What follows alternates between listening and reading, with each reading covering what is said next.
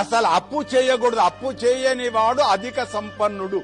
ఉన్న దానిలో ఆనందాన్ని పంచుకునేవాడు గొప్పవాడు.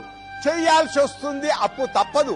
వెంకటేశ్వరుడు అప్పు చేశాడు, చిట్టి రాసిచ్చాడు కుబేరుడికి అంటారా. చిట్టి లేదు, ఇప్పుడు తిరుపతిలో కూడా చిట్టి లేదు, ఏమి రాసిచ్చాడో లేదు.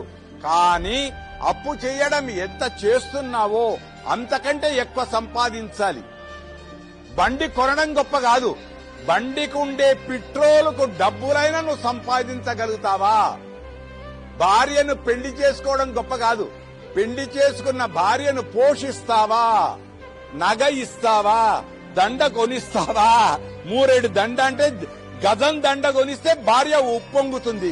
అప్పు తీసుకున్నవానికి వెంటనే 2 రోజుల ముందే అప్పు తీరితే ఆనందపడతాడు. కనుక మంచి రోజుల్లో అప్పు తీసుకుందాం, మంచి రోజుల కంటే ముందే అప్పు తీర్పేద్దాం. శుభ